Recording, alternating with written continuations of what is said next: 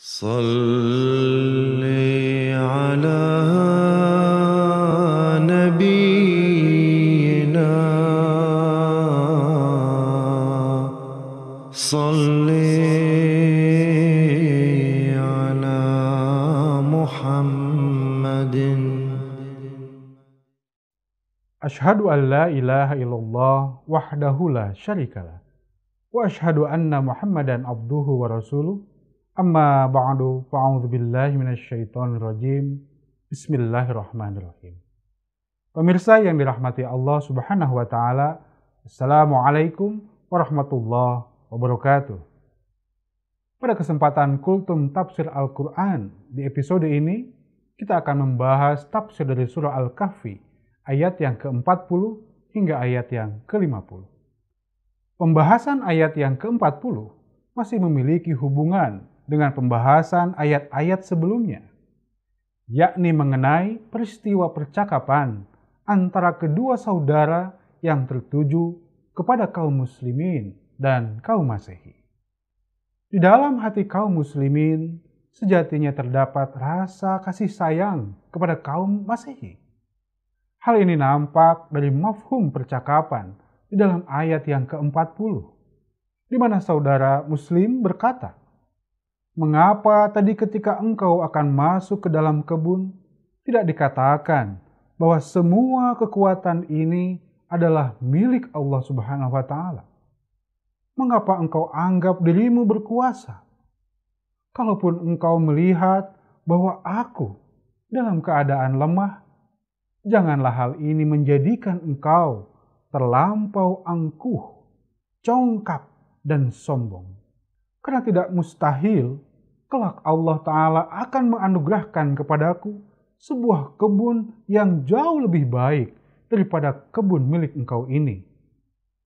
Bahkan bukan hanya itu, malah mungkin kebunmu itu akan dibakar oleh Allah dan mendatangkan azab dari langit.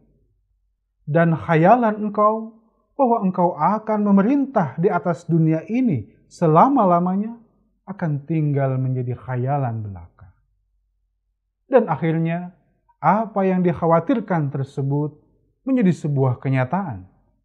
Karena di dalam ayat yang ke-42 telah diisyaratkan nubuatan kemunduran agama Masehi yang ditandai dengan keringnya air sungai yang mengaliri kebun mereka.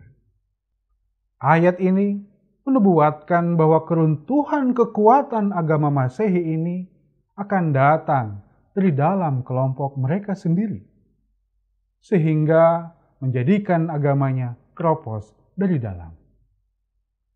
Kekuatan berpikir mereka yang begitu istimewa pada waktu sebelumnya dan menjadi tenaga penyiram bagi kesuburan kebunnya, akhirnya menjadi kering dan menjadi sebab kebunnya tandus. Pemirsa yang dirahmati Allah Subhanahu wa Ta'ala, nubuatan kehancuran agama Masehi lantas digambarkan pada ayat yang ke-43, di mana Allah Subhanahu wa Ta'ala berfirman,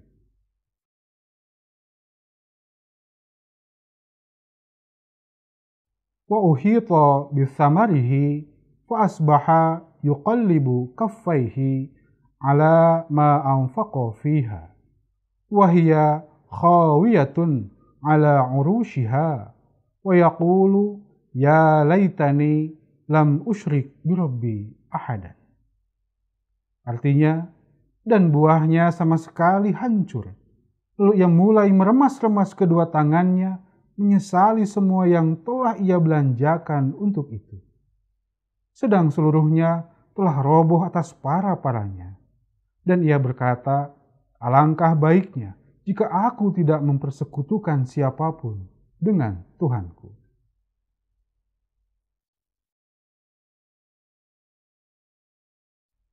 Kalimat uhita bithamarihi artinya buah yang dirusak atau dihancurkan. Kalimat ini menjadi sebuah gambaran kehancuran yang sangat parah dan menyisakan kesedihan serta penyesalan yang mendalam bagi para pengikut agama Masehi. Begitu banyak uang yang telah mereka keluarkan untuk mendanai upaya kemajuan mereka sebelumnya. Namun pada akhirnya hilang tiada berbekas. Bangsa-bangsa yang besar yang telah mengeluarkan banyak anggaran demi untuk kemegahan dan kemewahan mereka semata, namun akhirnya sangat menyesal saat menghadapi keruntuhan bangsanya yang luar biasa itu. Gedung-gedung pencakar langit yang menjadi kebanggaan mereka lantas tiada berguna lagi. Terlebih ketika dampak perang telah menyergap mereka. Pemirsa yang dirahmati Allah Subhanahu wa Ta'ala, melihat nubuatan yang sangat menyedihkan bagi kaum Masehi tadi, maka pada ayat yang ke-46, Allah Subhanahu wa Ta'ala pun kemudian mengingatkan kita sebagai orang-orang yang beriman agar waspada dan berhati-hati. Allah Subhanahu wa Ta'ala menegaskan bahwa kehidupan duniawi ini mulanya nampak amat menarik dan begitu indah. Namun kesudahannya amatlah buruk. Adapun kehidupan agama yang mulanya nampak amat suram dan penuh kekurangan, namun kesudahannya justru amatlah indah. Bila air jasmani turun dari langit, maka tumbuhlah daun-daunan hijau karenanya. Dahan dan ranting pun kemudian tumbuh saling bersilang-silangan dan memberikan keteduhan bagi orang yang berada di bawah pohonnya. Namun sayangnya, hal tersebut akan berakhir menjadi kering kerontang dan berguguran diterbangkan oleh angin kian kemari. Sebaliknya, kebun yang disirami dengan air rohani tidak akan pernah kering selama-lamanya, bahkan tetap menghijau dengan abadi. Pemirsa yang dirahmati Allah Subhanahu wa Ta'ala, di dalam ayat-ayat yang lain, Allah Subhanahu wa Ta'ala telah menerangkan tentang bagaimana keadaan kaum-kaum terdahulu di muka bumi ini, yang pada masa keemasannya nampak begitu gagah dan sangat dikagumi. Namun, jika sudah runtuh, maka tidak ada lagi yang akan menyapanya. Sebaliknya, suatu kaum yang selalu mengindahkan dan memberikan perhatian terhadap agama, maka di atas dunia pun mereka selamanya akan dikenang dengan penuh khidmat dan hormat, serta meraih penghargaan dan penghormatan dari Allah Subhanahu wa Ta'ala. Kehormatan di dunia dan kehormatan di akhirat. Lihatlah kaum Nabi Nuh alaihissalam, kini mereka sudah tidak ada di muka bumi. Akan tetapi penghormatan terhadap Nabi Nuh alaihissalam hingga saat ini masih banyak dikenang oleh orang-orang. Demikian pula bangsa Yahudi, hingga hari ini terus dicemooh oleh orang-orang di dunia. Akan tetapi kehormatan kepada Nabi Musa alaihissalam bahkan hingga hari ini masih diingat oleh banyak orang. Demikian pula kegagahan dan zaman keemasan kaum muslimin pun dulu tegak berabad-abad lamanya. Namun kini semua kemuliaan tersebut hilang ditelan oleh waktu.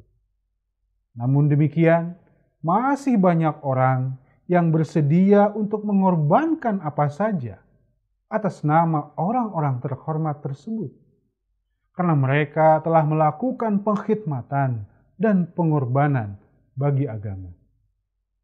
Para pemirsa yang dirahmati Allah Subhanahu wa Ta'ala, pada ayat yang ke-48 hingga ke-50, Allah Subhanahu wa Ta'ala menubuatkan sebuah perkara yang sangat besar, di mana dalam ayat ke-48 Allah Ta'ala menggunakan kata jabal yang artinya adalah gunung.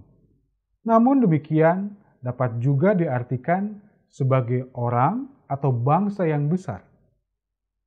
Ayat ini menggambarkan bahwa tatkala bangsa-bangsa yang besar bangkit untuk berperang, maka kita akan melihat bagaimana mereka berbaris saling berhadap-hadapan untuk melakukan peperangan. dan dampaknya pun akan demikian dahsyat dan mengerikan. Seolah-olah seorang pun tiada yang akan luput dari dampaknya. Dan di saat itulah janji Allah Ta'ala tentang sebuah kehancuran pada suatu kaum akan terjadi. Dan penyesalan pun tidak dapat dihindarkan. Hal ini diisyaratkan dalam ayat yang ke-48 yang artinya, dan ingatlah pada hari ketika kami akan memperjalankan gunung-gunung dan engkau akan melihat bangsa-bangsa di bumi akan bergerak maju berhadapan satu sama lain untuk berperang. Dan akan kami himpun mereka semuanya. Maka tiadalah seorang pun yang kami tinggalkan di antara mereka. Pemirsa yang dirahmati Allah Subhanahu wa Ta'ala, demikianlah kultum tafsir Al-Quran yang dapat saya sampaikan pada episode kali ini. Semoga dapat bermanfaat untuk kita sekalian. Amin. Wa akhiru da'wana anilhamdulillahirabbil alamin. Wassalamualaikum warahmatullahi wabarakatuh.